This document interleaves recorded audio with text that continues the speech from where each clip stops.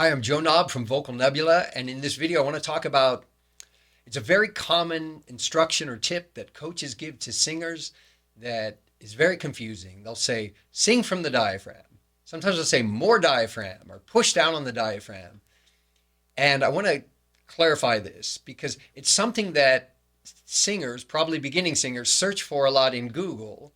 What is singing from the diaphragm? I see it in forums, a question asked. And so why are people asking this question? Well, because it makes no sense, right? It makes no sense at all. Your diaphragm is a breathing muscle.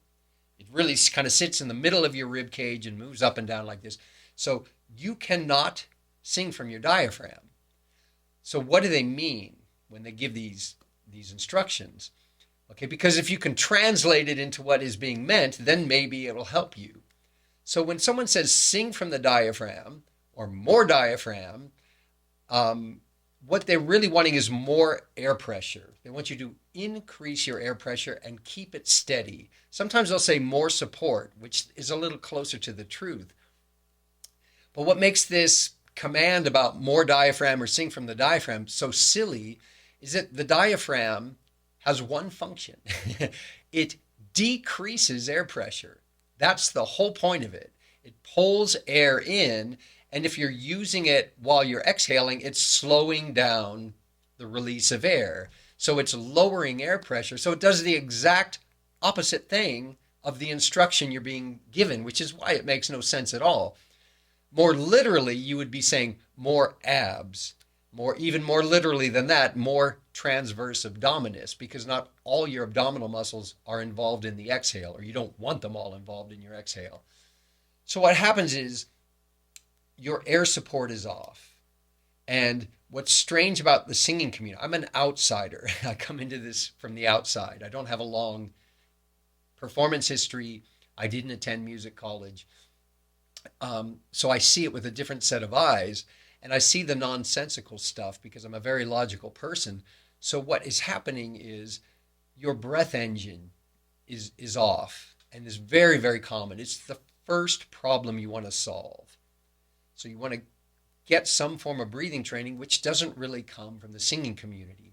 I now study and teach something called low pressure fitness, which is a brand new, very innovative form of breath re-education that trains everything, your back muscles, your pelvic muscles, your abdominal muscles, the breathing muscles in your rib cage, which a lot of voice coaches don't even know about. And they're the most important muscles involved in breathing for singing, but also in breathing for a healthy life. So what happens is most coaches are performance coaches. Most voice coaches are performance coaches. That's really not their responsibility to help you rebuild your instrument. And yet, for beginning singers or singers with a lot of vocal problems, you don't need a performance coach.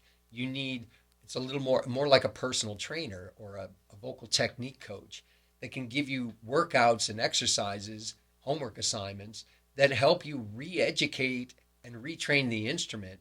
Because what will happen is, as you solve the problems with your breathing and your phonation, which is kind of a bottom-up training, which is what I like to call it. Performance coaches teach top-only training. You're really working with the shaping of vowels and consonants, as well as your emotional interpretation of the song. Okay, and adding little effects like breathiness and screams and fries and that sort of thing. But it's all up here. It's finishing school. Okay, but what you'll find is that if you focus on the fundamentals of core training for singing, your breathing and your phonation, all of those performance problems begin to just disappear without any kind of performance training. And then you get to a state where you're singing well enough that you can take advantage of, because performance lessons are very important for performers. But you can't take advantage of them fully if you have a lot of vocal problems, and it's not a performance coach's responsibility to teach you those things. But they'll take your money. Sure. Most of them will. I'm not blaming them, And some of them are cross-trained. They'll know some exercises that can help you, but they don't specialize in it. So what I would recommend is that you find someone, whether it's me or someone else, or a low-pressure fitness coach, trainer, which is not a singing coach, but it's an exercise that if you do it, it's going to completely transform the way you sing. And let go of these commands like more diaphragm, push down on the diaphragm, sing from the diaphragm. They're nonsensical for a reason. They make no sense at all. They're the exact opposite of what you need to be doing if you don't have enough air pressure, steady air pressure in the phrases, in the songs you're singing. Okay? So that's it. I hope that helps clear it up some. Always leave questions or comments below, and I'm happy to answer them. Otherwise, have a great day.